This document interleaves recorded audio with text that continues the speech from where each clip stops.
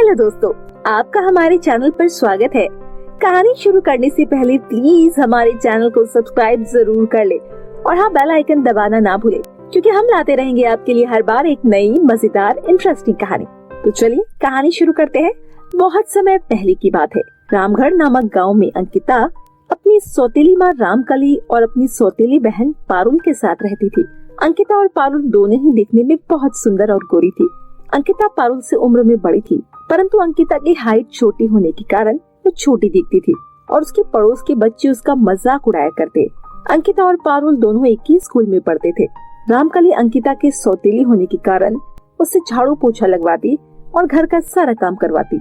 रामकली अंकिता पर बहुत अत्याचार करती थी और उसकी छोटी हाइट पर उसे ताने भी मारा करती थी। एक दिन अंकिता और पारुल स्कूल जाती है। वो दोनों अपनी क्लास के बाहर खड़ी होकर बातें कर रही होती है। तभी पारुल की क्लास की कुछ शरारती लड़की आती है और हंसते हुए पारुल से कहती है, पारुल, ये बौनी लड़की कौन है? दिखने में तो किसी गरीब घर की लग रही है। क्या तुम्हारे गांव से कोई रिश्तेदार आया है? ये अंकिता है, ये मेरी बड़ी बहन है और ये मेरे साथ मेरे घर में रहती है। हम दोनों एक साथ बहुत मजे करते हैं और खेलते भी हैं। वाह, ये तेरी बड़ी बहन है? ये तो हमसे भी छोटी है। क्या तेरी मम्मी ने तुझे कॉम्प्लेन नहीं पिलाया? ये तो बच्ची है, बच्ची। हाँ, तो इसमें हंसने की क्या बात है? तुम्हारी हिम्मत कैसे हुई मेरी दीदी के बारे में बोलने की? तुम मेरी दीदी को कुछ मत कहो, नहीं तो अभी तुम्हारी मैं पिटाई कर दूंगी। अरे ये तो बुरा मान गई, मैं तो मजाक कर रही थी, तुम तो सीरियस ही हो गई। मुझे ऐसा मजाक बिल्कुल पसंद नहीं है। अगली बार से मेरे साथ ऐसा घिनौना मजाक मत करना, समझी तू? ऐसा कहकर वो दोनों अपनी अपनी क्लास में पढ़ने के लिए चली जाती है। क्योंकि अंकिता का सभी लोग उसकी हाइट को लेकर मजाक उड़ाते थे, इसलिए वो घर का काम खत्म करने के बाद अपनी हाइट बढ़ाने के लिए लटकती थी और योगा भी करती थी, परंतु इससे उसकी हाइट पर कोई असर नहीं पड़ता है। ऐसे ही समय बीत रहा था। एक दिन अंकिता हमेशा की तरह अपनी छोटी बहन पारुल के साथ एक्सरसाइज कर रही थी। तभी उसकी माँ वहाँ आ जाती है और कहती है, अंकिता की बच्ची, तू यहाँ एक्सरसाइज कर रही है और मैं तुझे इतनी देर से ढूंढ रही हूँ। पारुल, मैंने तुम्हें कितनी बार कहा है कि तू इस अंकिता की बच्ची के साथ मत रहा कर। चल अब अपने कमरे में जाओ। और हाँ अंकिता, तेरे इस तरह लटकने से कुछ नहीं होगा, तू हमेशा की तरह बौनी ही बौनी रहेगी। चल अब खड़ी क्या है, मुझे पकौड़े खाने हैं, किचन में जाकर पकौड़े बना। अंकिता चुपचाप अपनी माँ की बात सुनकर किचन में पकौड़े बनाने के लिए चली जाती है। वो किचन में चाय बनाकर अपनी माँ के लिए पकौड़े बनाने लग जाती है। थोड़ी देर में अपनी माँ के लिए चाय और पकौड़े तैयार कर देती है और डाइनिंग टेबल पर रख देती है। रामकली डाइनिंग टेबल पर बैठकर पकौड़े खाने लगती है, परंतु पकौड़ा में नमक ज्यादा होने के कारण वो गुस्से में खड़ी हो जाती है और अंकिता से कहती है, ए बोनी लड़की, तूने पकौड़ा में इतना सारा नमक डाल दिया। ऐसा लग रहा है जैसे पूरा नमक का डब्बा ही इसमें डाल दिया है। इतना नमक खाकर मेरी हड्डियां गल जाएगी। रामकली अंकिता को बहुत देर तक सुनाती है।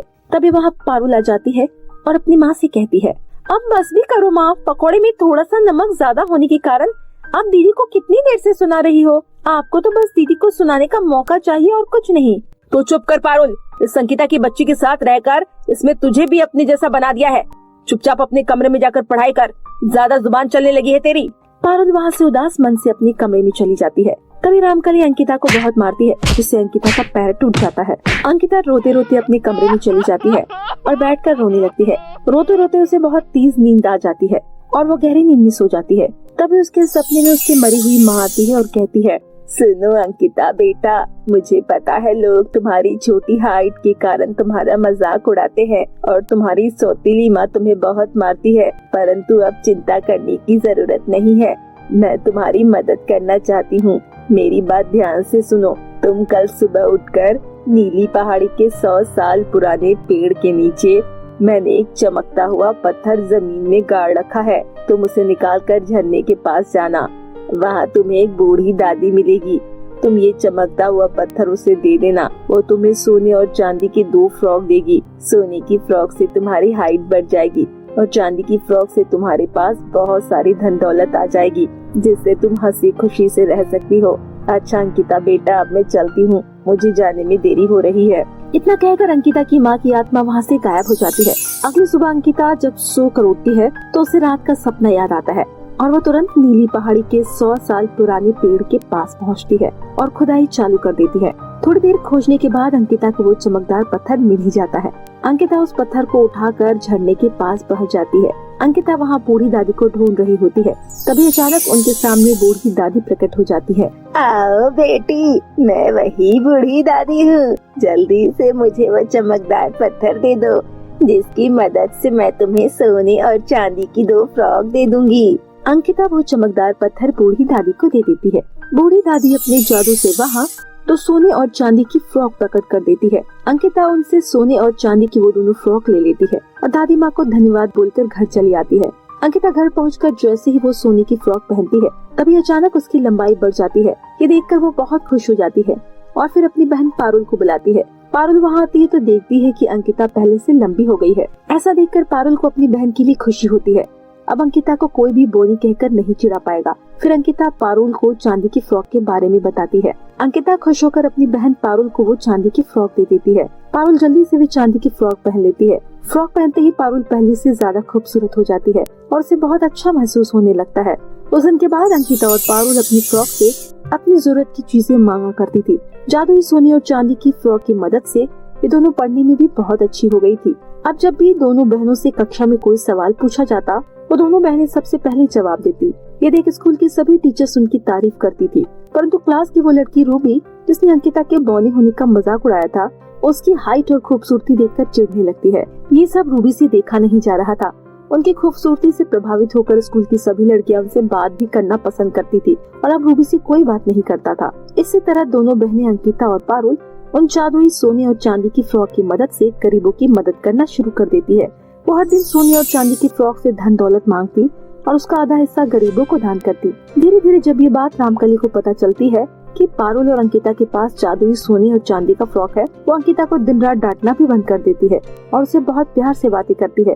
अब अंकिता भी अपनी सौतीली माँ रामकली के साथ खुशी से रहने लगती है, क्योंकि अब अंकिता और पारुल के पास फ्रॉक थी, जिसकी मदद से बहुत सारे पैसे आ गए थे। पैसा आने के बाद वो एक बहुत बड़ा घर खरीदती है और रामकली भी उनके साथ उनके घर में रहने लगती है और उन्हें रोजाना अच्छा अच्छा खाना खिलाने लगती है और दोनों को एक जैसा प्यार करती है। बहुत समय पहले की बात है। कनौजपुर नामक गांव में शिल्पा अपनी 2 जुड़वा बेटियों के साथ एक किराए के घर में रहा करती थी। शिल्पा की एक बेटी का नाम मेघा और दूसरी बेटी का नाम रिया होता है। शिल्पा की दोनों जुड़वा बेटियां रंग रूप में बहुत ही काली होती है, जिस कारण से सभी लोग उन दोनों का बहुत मजाक उड़ाया करते थे। अरे जल्दी जल्दी भागो यहाँ से, देखो एक नहीं बल्कि 2 काली बिल्ली चलकर आ रही है। ऐसा ना हो कि कुछ अनहोनी हो जाए, इसीलिए हमें जल्दी से भागना चाहिए। अरे नहीं नहीं, कहीं मत जाओ, इन दोनों बहनों को यहाँ तक तो आने दो, हम उनका मजाक उड़ाएंगे, तभी तो मजा आएगा। दोनों बहनें रास्ते से जा रही होती है। तभी कुछ लड़कियां उन्हें रोकते हुए बोलती है, अरे रुको रुको, कहाँ भाग रही हो? इतनी भी क्या जल्दी है घर जाने की? वैसे तुम दोनों कहाँ जा रही हो और अपने मुंह पर काला काला क्या लगा रखा है? तुम्हें क्या दिक्कत है? हमने अपने मुंह पर कालिख लगाई हो या क्रीम? अपनी शक्ल देखो पहले, ऐसा लगता है किसी ने तवे से मुंह पर मारा है, पूरा मुंह अंदर घुसा हुआ है। मेघा उस लड़की को जवाब दे देती है और उसकी बाकी की साथियां भी उस लड़की पर जोर जोर से हंसने लगती है। उसके बाद मेघा और रिया वहाँ से चली जाती हैं। मेघा से कोई भी अगर कुछ भी बोलता तो मेघा उन्हें जवाब दे दिया करती, परंतु रिया ऐसा बिल्कुल नहीं थी। अगर उसे कोई भी कुछ बोल देता तो वो तुरंत रोने लगती थी। ऐसे ही एक दिन रिया अकेले बाजार सामान लेने के लिए जाती है। वो पूरे रास्ते डर डर के जाती है कि कहीं कोई उसका मजाक न उड़ा दे। जाते समय तो रिया को कोई नहीं मिलता, लेकिन वापस आते समय उसे रास्ते में कुछ लड़कियां मिल जाती है, जो रिया को रोकते हुए बोलती है, अरे इतनी जल्दी में क्यों हो, रुक तो जाओ। बताओ क्या काम है? मुझे घर जल्दी जाना है, मेरी माँ घर पर मेरा इंतजार कर रही है। अरे चली जाना, पहले ये बताओ तुम्हारी दूसरी जोड़ी कहाँ है? आज वो कहीं नजर नहीं आ रही है। कहीं वो काली कलूटी भगवान जी के पास तो नहीं चली गई? मुझे देरी हो रही है, मैं जा रही हूँ। रिया उन लड़कियों की बातों का कोई जवाब नहीं देती और जल्दी जल्दी अपने घर आ जाती है। उसे बहुत ज्यादा रोना आता है, इसलिए वो घर आकर अपनी माँ को सब कुछ बताती है। जिसके बाद शिल्पा बोलती है, बेटा कोई बात नहीं, तुम दूसरों की बातों का बुरा मत माना करो और हमेशा हंसती रहा करो, और फिर किसी के काले काले बोलने से तुम्हें फर्क नहीं पड़ना चाहिए, क्योंकि तुम तो मेरी प्यारी बेटी हो और बिल्कुल चांद का टुकड़ा भी हो। सच में माँ, मैं चांद का टुकड़ा हूँ? हाँ बेटा, इंसान की असलियत सुंदरता तो उसके गुणों में होती है, बल्कि रूप में नहीं। तुम भगवान कृष्ण को ही देख लो, वो रंग रूप में बहुत काले थे, लेकिन फिर भी गोकुल की सारी गोपियां उनकी दीवानी थी। अपनी माँ की बातों को सुनकर रिया को थोड़ी तसल्ली मिलती है और वो ठान लेती है कि अब उसे किसी की बातों का कोई फर्क नहीं पड़ेगा। ऐसे ही दिन गुजर रहे होते हैं। एक दिन अचानक से शिल्पा की तबीयत खराब हो जाती है और पैसे न होने के कारण उनका इलाज नहीं हो पाता है। कुछ दिनों बाद शिल्पा की मौत हो जाती है। ये सब कुछ होता देख मेघा और रिया को बहुत बुरा लगता है। जैसे तैसे वो बहनें अपनी माँ का अंतिम संस्कार कर देती है। जब इन सब की खबर शिल्पा के मकान मालिक को लगती है तो वो मेघा और रिया को धक्के मारकर घर से बाहर निकाल देती है। उसके बाद वो दोनों बहनें अपने घर के बाहर बैठी रहती है। अपनी माँ के चले जाने के बाद दोनों बहनों को कुछ समझ नहीं आता कि वो दोनों बहनें क्या करे। रिया, हमें क्या करना चाहिए? मुझे कुछ समझ नहीं आ रहा, तुम ही बताओ कि क्या करें। दीदी, मुझे तो माँ की बहुत याद आ रही है, वो हमें छोड़कर क्यों चली गई? अब हमारा क्या होगा? ऐसा करते हैं, हम मामा के घर चलते हैं और उन्हीं के साथ रहेंगे। हाँ दीदी, तुम सही कह रही हो, हमें मामा के पास चलना चाहिए, उनके अलावा हमें और कोई नहीं रख सकता। दोनों बहनें अपने मामा के घर जाती है। उनके मामा शहर गए होते हैं। तभी उनकी मामी बोलती है, तुम्हें कोई धर्मशाला दिखता है मेरा घर, जो तुम दोनों को मैं अपने घर में रख लूं? तुम दोनों को अपने घर में रखकर मुझे कोई अनहोनी थोड़ी ना करानी है। एक तो काली कलूटी, ऊपर से बेटी जात, तुम दोनों से तो कोई शादी नहीं करेगा। अगर मैंने तुम्हें घर में रख लिया तो आफत आ जाएगी। मैं सारी उम्र तुम्हें नहीं रख सकती हूँ, मेरा अपना भी परिवार है, एक तू ही नहीं है, तुम दोनों बहनें हो, एक तो ऊपर से तुम दोनों की रोटी का खर्चा उठाओ। ना बाबा, मेरे बस की बात नहीं है, निकल जाओ अभी के अभी यहाँ से, नहीं तो मुझे धक्के मारकर तुम्हें घर से निकालना पड़ेगा। मेघा और रिया अपनी मामी के आगे बहुत गिड़गिड़ाती है, लेकिन मामी को मेघा और रिया के ऊपर बिल्कुल भी तरस नहीं आती और वो दोनों को धक्के मारकर घर से बाहर निकाल देती है। घर से निकलने के बाद दोनों बहनें चलते चलते एक जंगल में आ जाती है और वहाँ एक पेड़ के नीचे बैठकर रोने लगती है। हे भगवान, आप हमारे साथ ऐसा क्यों कर रहे हैं? आपने हमसे हमारी माँ छीन ली और मकान मालिक ने हमें घर से निकाल दिया। हम जैसे तैसे मामा के घर गए, लेकिन मामी भी हमें अपने घर में रखने से मना कर दिया। अब हम दोनों जाए तो कहाँ जाए? मेरी तो कुछ समझ नहीं आ रहा। हम दोनों की इतनी बदसूरत शक्ल है, कोई हमें अपने घर पर भी नहीं रखना चाहता, कोई हमें अपने काम पर भी नहीं रखना चाहता। इसीलिए हम दोनों बहनें नदी में कूदकर अपनी जान दे देंगे, लेकिन अब इस दुनिया में नहीं रहेंगे। ऐसा बोलकर दोनों बहनें एक नदी के पास जाती है और उसमें जैसे ही कूदने की कोशिश करती है, तभी वहाँ पर एक परी प्रकट होती है और बोलती है, क्या हुआ तुम दोनों बहनों को? तुम इस नदी में कूदकर जान क्यों देना चाहती हो? हम दोनों बहनें जान न दे तो क्या करें? हमारे पास हमारी माँ का ही इकलौता सहारा था, वो भी भगवान ने हमसे छीन लिया।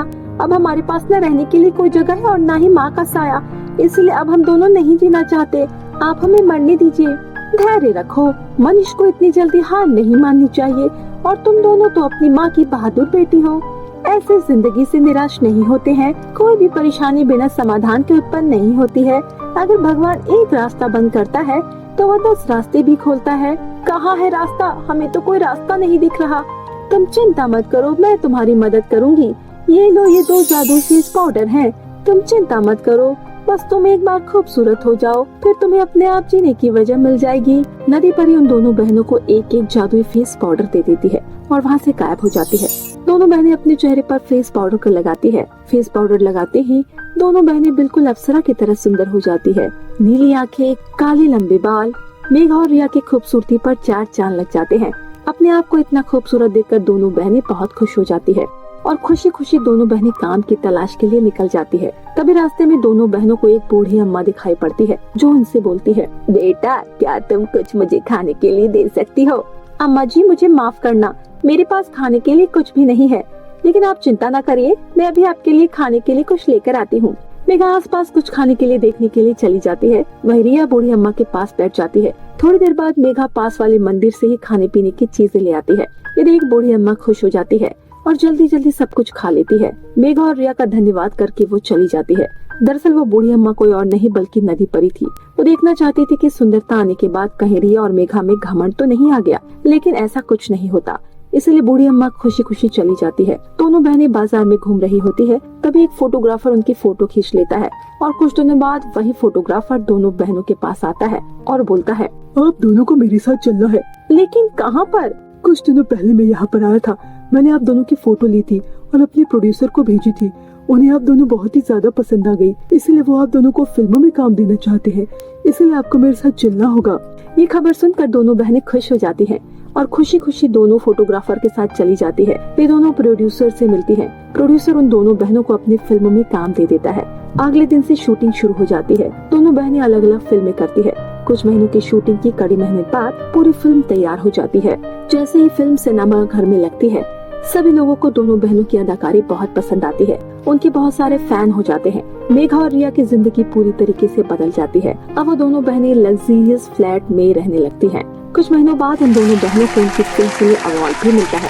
कि जब दोनों बहनों को अपने ऊपर गर्व होता है, लेकिन उन दोनों बहनों के अंदर कभी भी घमंड नहीं आता। वो अपनी शान शौकत वाली जिंदगी जीते हैं, साथ में गरीब और अनाथ लोगों की मदद भी किया करते हैं और हंसी खुशी से दोनों बहनें मिलकर अपना जीवन बिताती हैं। तो मेरे प्यारे दोस्तों, कैसी लगी आपको हमारी ये कहानी? कमेंट कर जरूर बताएं। अगर कहानी अच्छी लगी तो वीडियो को लाइक, चैनल को सब्सक्राइब करना ना भूलें। फिर मिलती हूँ आपसे मजेदार इंटरेस्टिंग कहानी के साथ। तब तक के लिए बाय बाय दोस्तों।